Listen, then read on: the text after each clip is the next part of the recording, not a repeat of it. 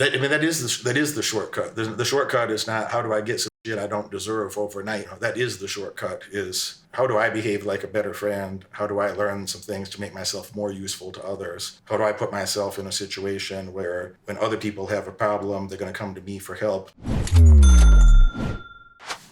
2 Derek's for the price of 1 today. We got the homie Derek Brunson.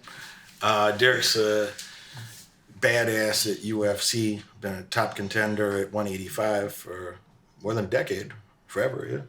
Absolutely. Since like childhood. Since childhood. Close enough. 10 years of UFC is pretty tough to do, so I would say, fair assessment.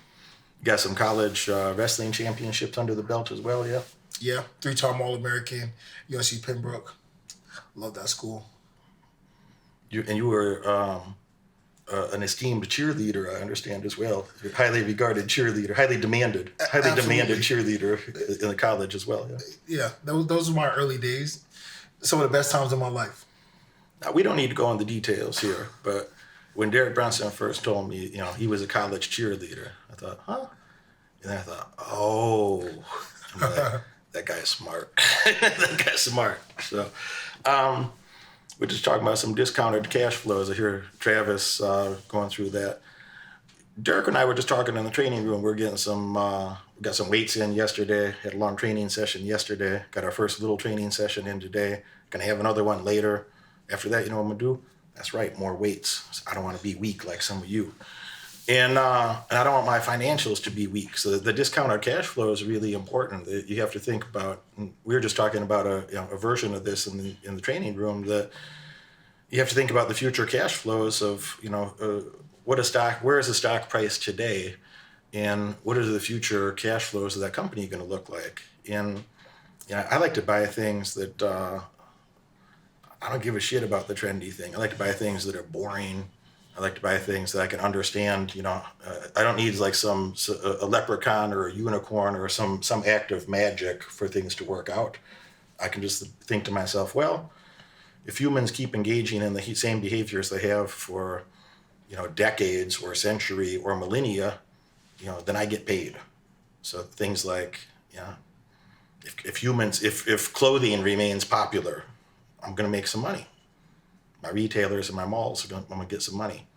If humans like to be warm in the winter in the future, well, I own a lot of natural gas pipelines. I own a couple companies with Energy Transfer alone has 117,000 miles of pipelines, mostly scattered around North America. So if you want to heat your home, I got to get paid.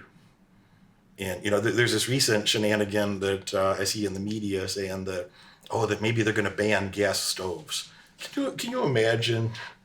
Can you imagine how pissed normal people would be and say you can't cook on a gas stove? It's illegal for you to cook dinner on a gas stove. Have you heard something dumber so far this year? I don't think my mom would like that much. She loved her gas stove, so yeah. I don't know how good that's going to fly over. Like normal people are going to be mad. It'd be like, get the hell out of here. Of course they're going to cook. You're going to cook dinner. So, when something like that happens, sometimes that affects stock prices. That's the government's talking about they're going to ban this or stop that, or cooking on a gas stove is not healthy. What else is not healthy is like starvation. You know what else is bad for your health? Like eating raw food or starving. Like people are going to cook on a gas stove. I promise. They're going to. And you know what? If they had to cook on an electric stove, they're still going to burn natural gas to create the electricity, and I'm still going to get paid anyway. But they're going to cook on a gas stove. But occasionally, this is the point that's worth making. That occasionally there's some little media hysteria that it's some trendy something in the media to say, I don't know if you're going to be allowed to do this anymore. If you think of how a news cycle works, is like if they just said.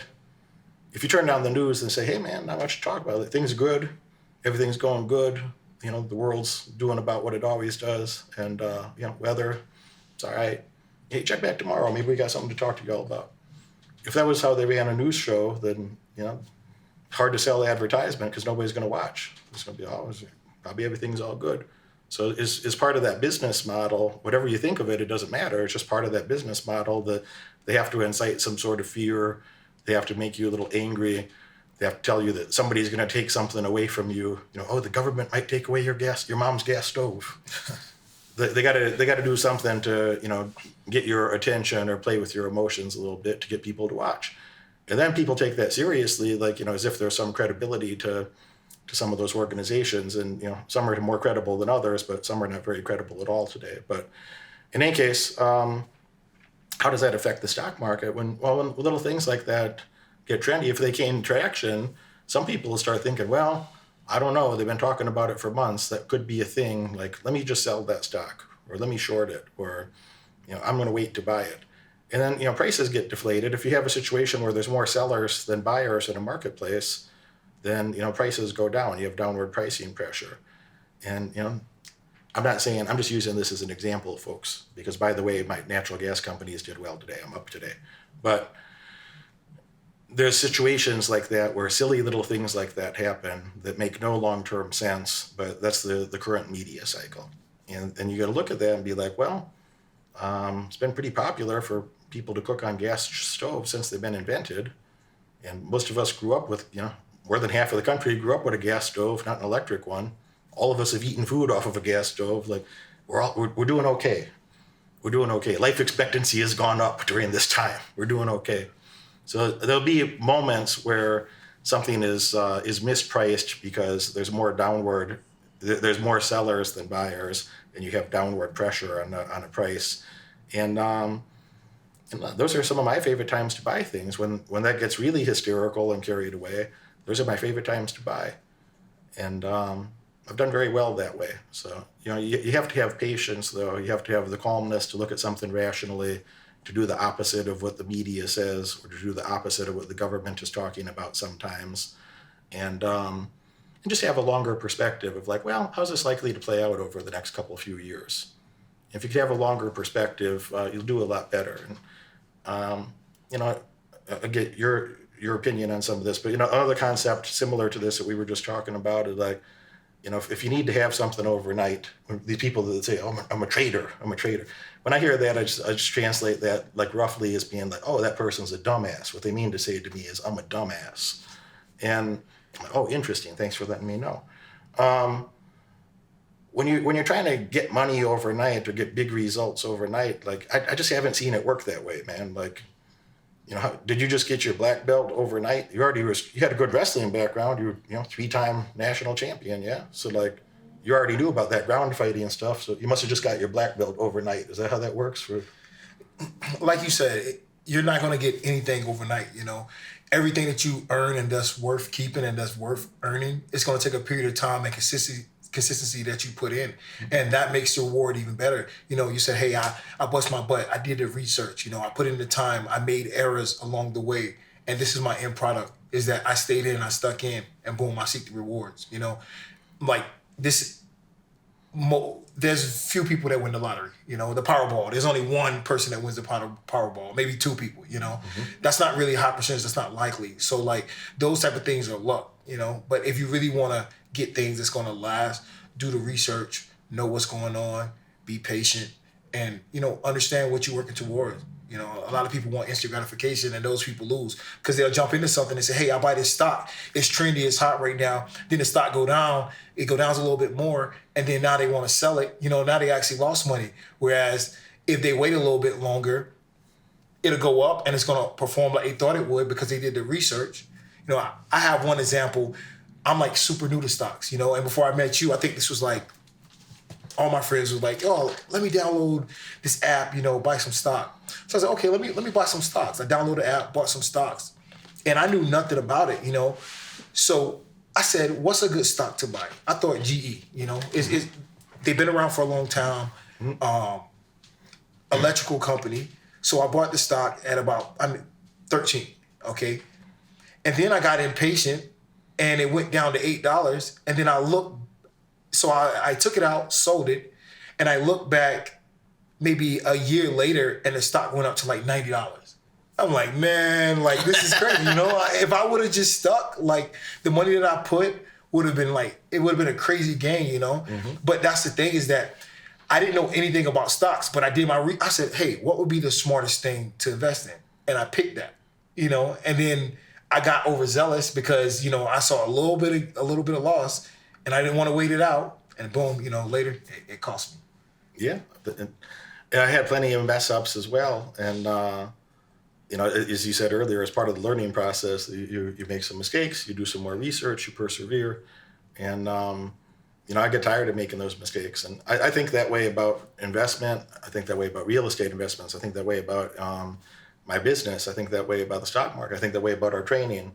And I paid you this compliment yesterday that when Derek first came to train with me, the first time, he kept getting me in these, front headlocks, guillotine chokes and anaconda or Darce chokes, and he'd be tying me up in these headlocks. And I really didn't like that so much. I thought, when that happens once, you're like, okay. And then the same thing happens again. You're like, shit. And then it happens like 4 more times, and you're like a little angry inside. I'm like, all right, I got to learn how to do better here. And, when you came back a few months later, I did a lot of training in between. I did a lot of work on my defense, but you came back a few months later, then doesn't mean it still can't happen, but it's a lot harder, And then you come back a few months later again, and, you see improvements. You see that I've been chipping away. So, you're not going to do everything beautiful overnight. And if you're starting something new, you're probably going to mess some things up that, don't do it at a high level, except that you can have some, low level mess ups or failures, and look at that and be like, well, all right, what can I learn from that? We were talking about that dinner last night. Like, a lot of people don't want to think about when they mess something up. They just want to ignore it like it never happened, and, either get distracted with something else or move on. But the people that have the best outcomes over time, if you made an error, you should be looking back at your error and be like, what can I learn from that? What did I misperceive? What indicators were there that, if I had that situation again, I'd be able to see that, oh, maybe this isn't the best path to go down. And sometimes the answer is, if I was in the same situation, I think I would have made the same decision. And that's something that I think everybody can relate to especially every athlete. Let's say I trained 6 months for this big fight. I did all I could. I went to sleep on time. I ate right. I conditioned well. I got my sparring in. I didn't miss any sessions, okay? When I go to that fight, I'm at peace. I'm willing to live with the results of that fight. And I did everything right. So it's the same thing as like, when you put yourself in a high percentage situation, you're typically going to get high percentage results. But at the same time, sometimes we just get unlucky, but still, what you just said is that if I can do it over again, I would do the exact same thing, because I did the most high percentage plays. I did everything right. And it just, I was just unlucky. And I think that's in life, you always want to stay high percentage. You want to always stay with the high percentage plays and make sure you're doing the things most conducive to trying to win in that situation that's going to give you the best chances. Yeah, what he just described is a very legit model for, like, if you do everything right, that doesn't guarantee that you win 100% of the time, but you still might have done 100% of what you could really do. That you showed up consistently, didn't miss practice, didn't miss your trainings, didn't miss physical therapy, didn't miss your weightlifting sessions, didn't miss whatever regime you were supposed to be on, strict with your diet, did everything your coaches told you to do, did all the things that helped you win in the past. Tried a couple new things that you thought were beneficial that were going to give you, an additional edge over to make you better than your past self. You could do all of those things very consistently. That doesn't mean that you win. But that still can be, the best that you could do, or the right path going forward to give you the highest probability of victory, in any given circumstance. And, if you behave that way over time, it doesn't matter what happens, in the next event, or, the next day in the market, or the next fight. It's like if you trained that way consistently and your opponent didn't, you're going to win most of the time. Right. You're going to win an awful lot. You're going to have a lot more victories than losses on the boards. So you folks got to think about that. Like, you're not going to be right 100% of the time. If you think that you're going to be right 100% of the time, it's like, well, you're going to be so scared to make a decision that you're going to lose a lot more. You're going to lose a lot of gains that you could have had if you're willing to be like, well, if I buy something, I'm probably going to be right 80% of the time. 80% of the time, I'm going to have a positive outcome, and 20% of the time, I probably should have put that money someplace else. And that's a pretty good model. If you could be correct 80% of the time, and with a significant movements, in those decisions that you made that were correct, you can make a lot of money. You can make a lot of money.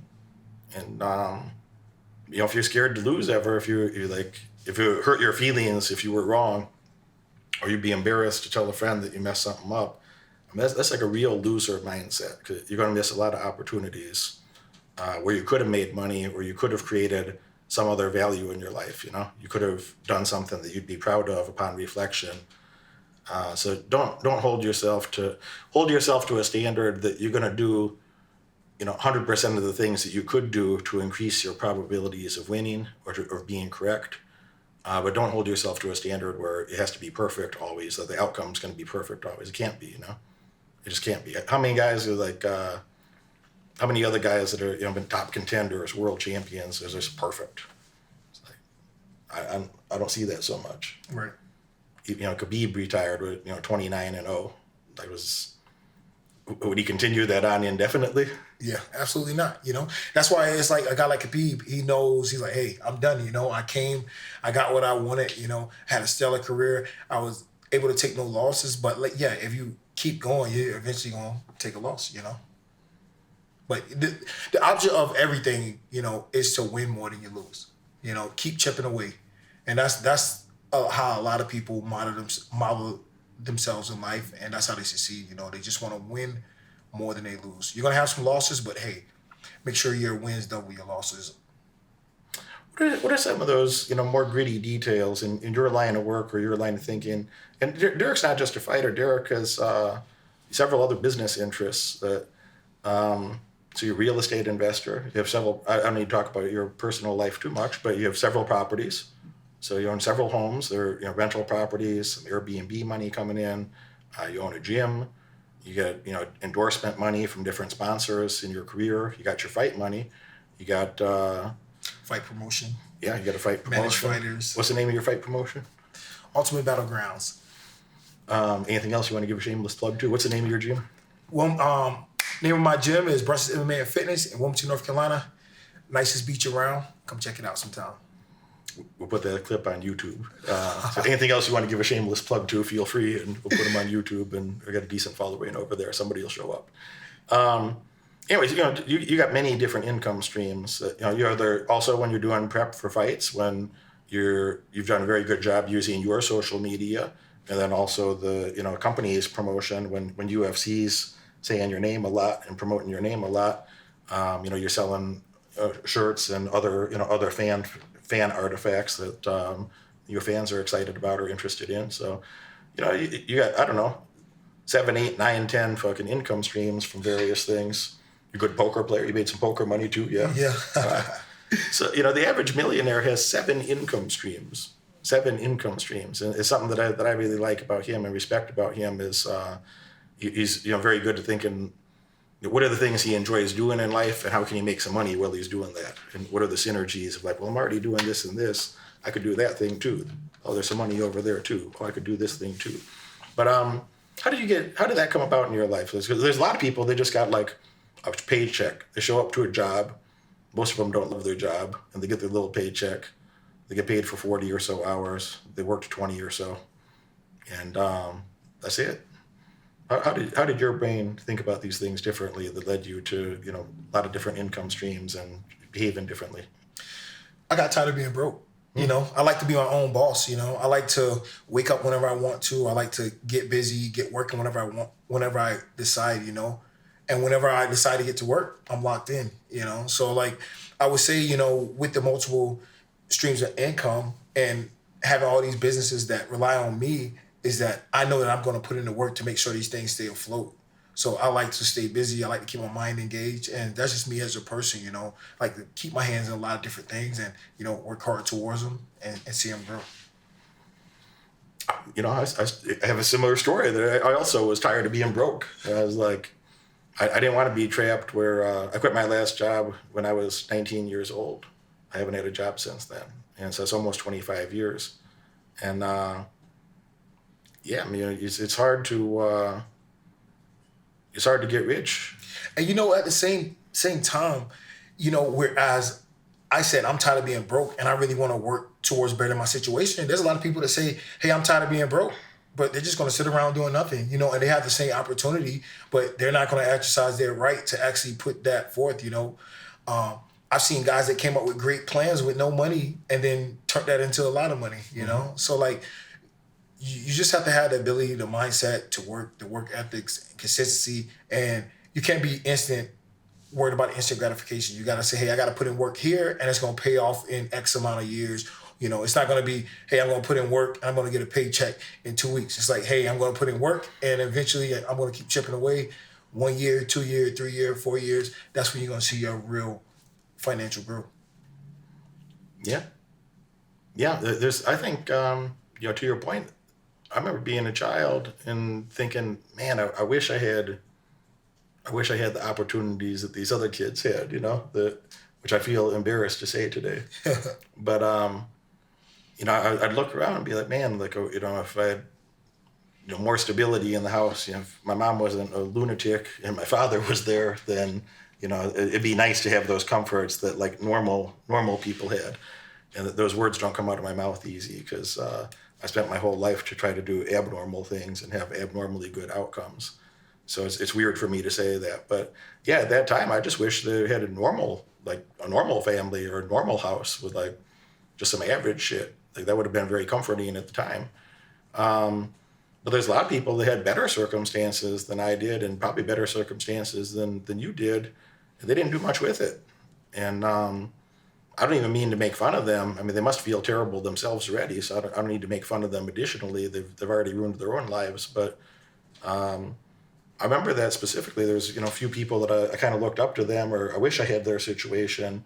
And then, 10 years later even, I'd be like, man, I'm happy I never had that situation. Or I'm happy, if I would have had those circumstances, there's no reason to think I wouldn't have turned out pretty much like that person did, And, yeah, wherever you're at, I guess two thoughts there is wherever you're at, you got to start there. So when there's some people, and it won't be you, these people are smart enough and were late enough in this program that, all the losers would have been kicked out or gave up already. So the people that are remaining here are pretty damn dedicated. They're pretty hardworking.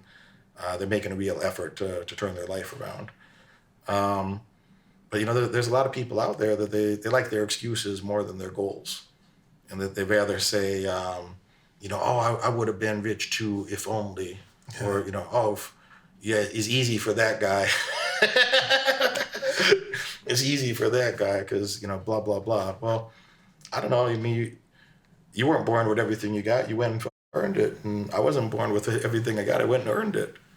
I was willing to work harder than other people. I was willing to work longer than other people. And, that's what it takes, and that doesn't guarantee anything. That just means, at least you're making an effort, and you're a competitor.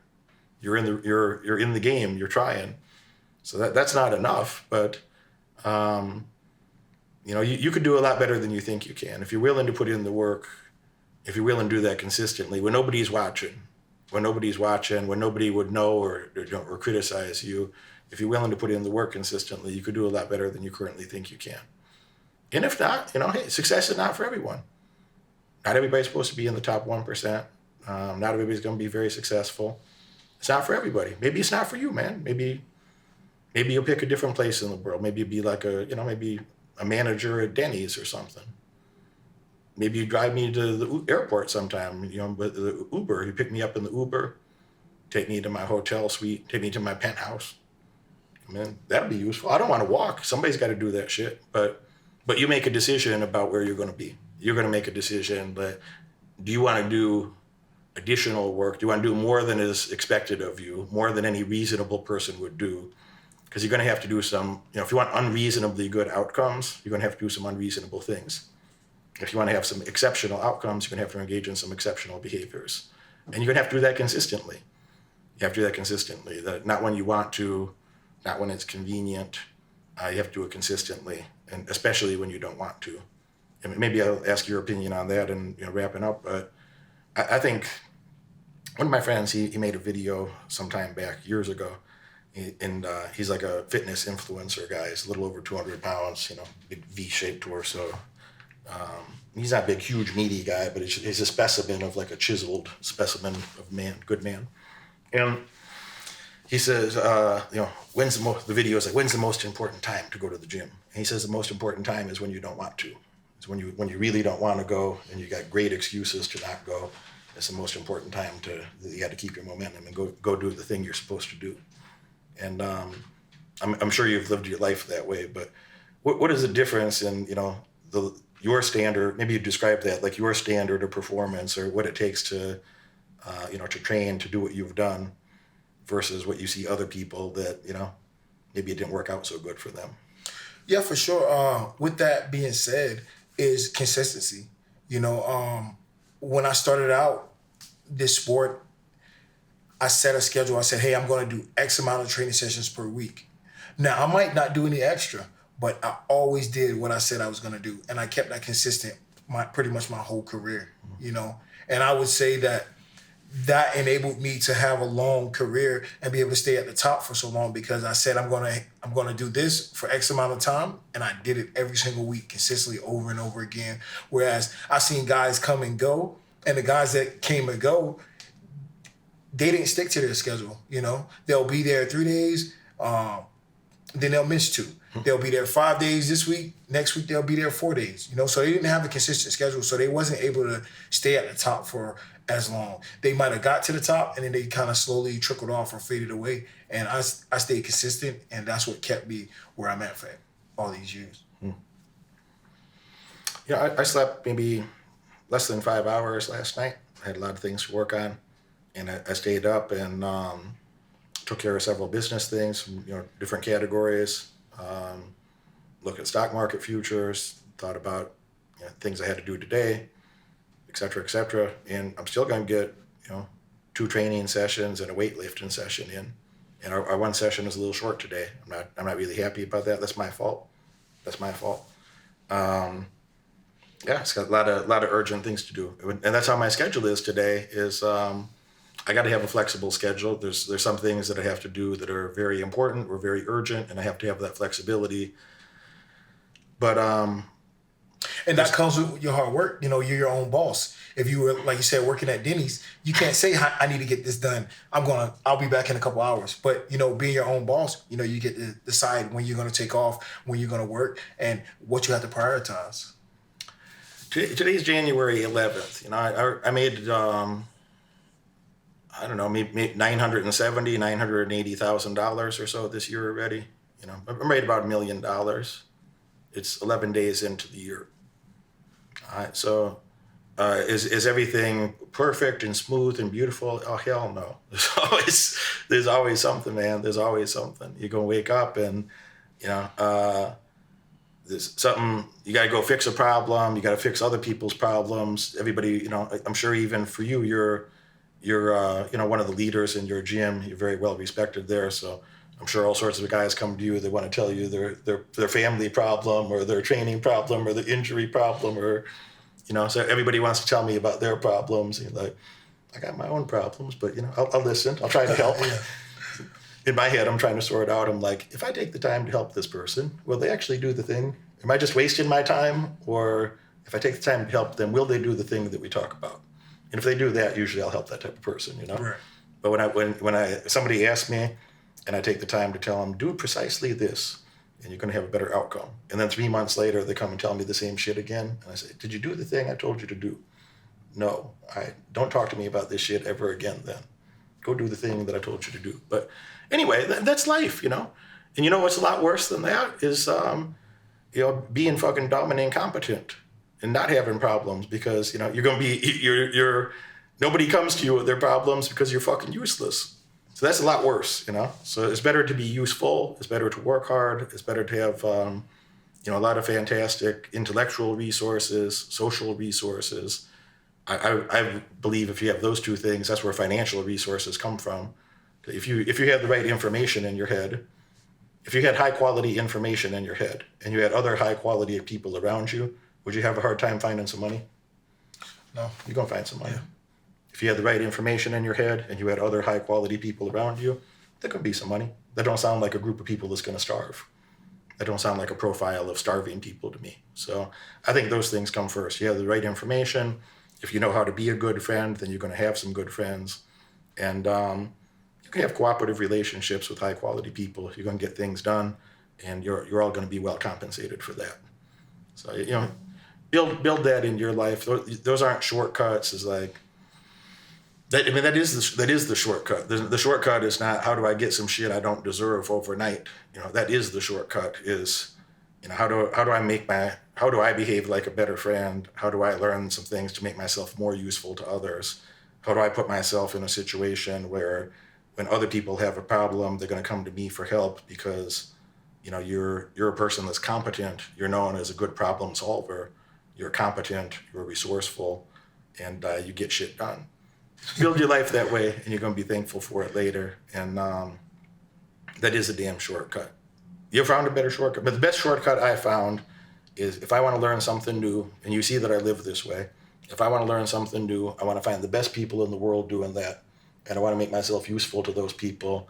It's not a useful thought for me to say, oh, I wish Derek Brunson and 20 other big name, you know, some of the best fighters in the world ever would come train with my fucking 40-some-year-old chubby ass. That's not a useful thought, you know. So I got to think to myself, oh, it'd be nice if Derek and a few of these other people, I see they could help me. What could I do for them that would be useful, that they'd be happy to come help me with my little problems? So I always think about 1 second, I think about what I want, and then I immediately say, well, what could I do how could I provide so much value to that person's life that they'd be happy to come help me with whatever I want? And so I think those are the shortcuts that make yourself useful to others, learn from the best people that you could get access to, and actually do the shit. So if you had a good work ethic and you were learning the right things from the best people, you know, you're literally doing the best you can. You're literally doing the best you can. That's the maximum rate that you can make progress. So what's the shortcut in your mind? If you wanted to learn a new something, what have you learned in your life so far that if you wanted to learn something totally different, you know, how would you shortcut that process or go about doing it the quickest, fast, best way?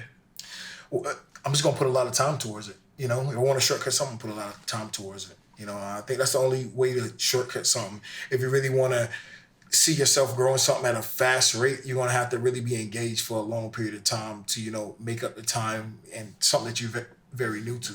You gonna figure it all out by yourself? Or you gonna get a coach or a mentor or something to help you? There you go. I'm gonna get somebody who know what they're doing. Mm-hmm. That's gonna be a lot better, you know. You still got coaches now. Like, you're 39 years old, dude. Absolutely. You still got coaches? I still have coaches. I don't coach myself, you know. It's funny. I tried at one point, and I was like the worst point in my career when I tried to coach myself. You know, I was like, hey, I got it all figured out. And, you know, I wasn't having good results because I was trying to, you know, I wasn't pushing myself. I was working hard, but I really wasn't holding myself accountable like a coach would. Mm-hmm.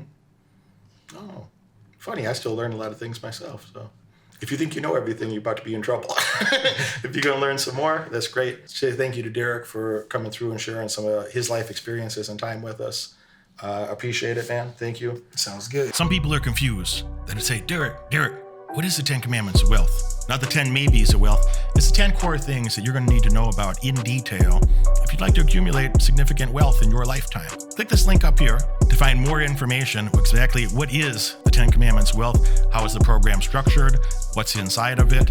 How are you going to benefit from it? If you're doing well already and you'd like to do better, click that link and find out more. There's over 100 hours of content in this program. I've interviewed dozens of world champions that shared what it took for them to win, to be the top Hall of Fame athletes in their respective areas. And I brought a lot of other superstars in there from business, from legal, people that are real world entrepreneurs that made serious money, as I have myself. We all share with you what are the foundations you're going to need to know if you want to be successful yourself. Be a chooser, not a loser.